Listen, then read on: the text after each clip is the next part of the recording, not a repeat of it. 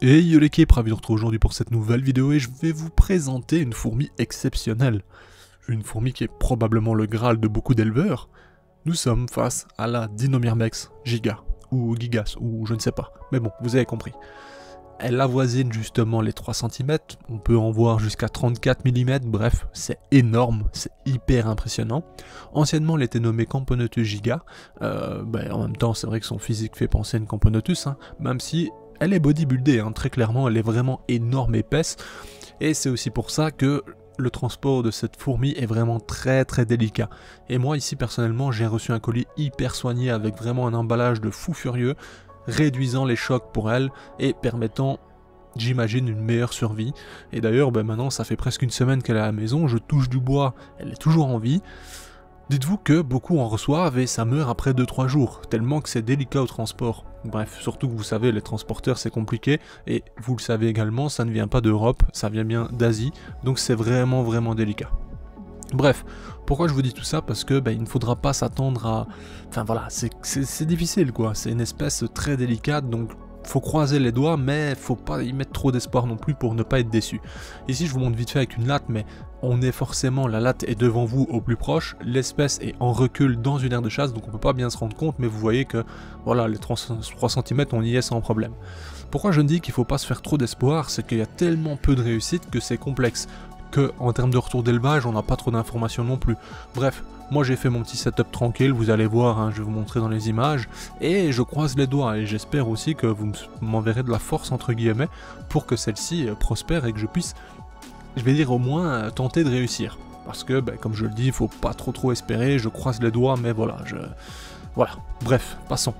Comme vous le voyez, je l'ai reçu dans une boîte de transport comme ça, rouge, et donc ici je l'ai découpé, je l'ai posé pour qu'elle puisse s'alimenter et reprendre des forces, et après je vais disposer le setup différemment.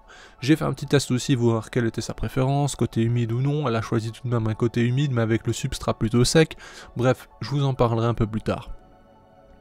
C'est une courte vidéo parce que vous allez voir que j'ai pas envie de la stresser, et je veux maximiser les chances, c'est pour ça qu'on va la voir très peu, donc profitez-en. Maintenant, on attend qu'une chose, la ponte.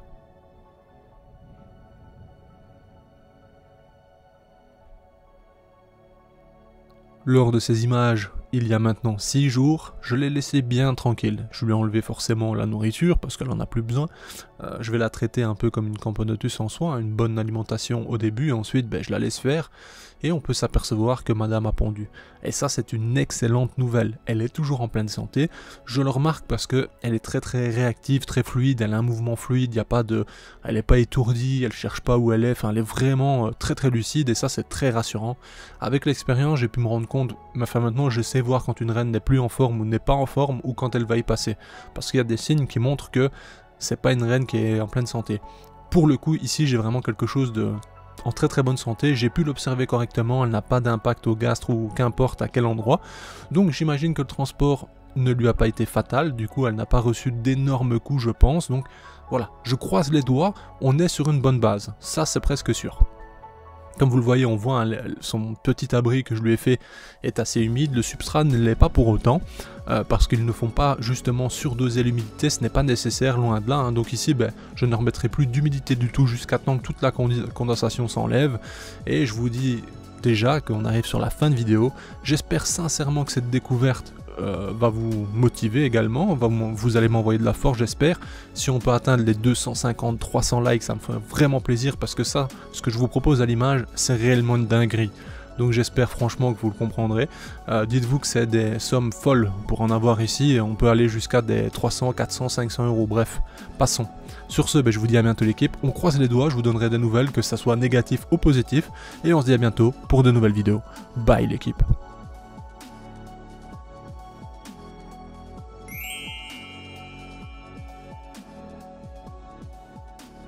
Hey, si toi aussi tu as apprécié la vidéo, n'oublie pas de t'abonner, de laisser un like, voire un commentaire, ou même de nous suivre sur les réseaux.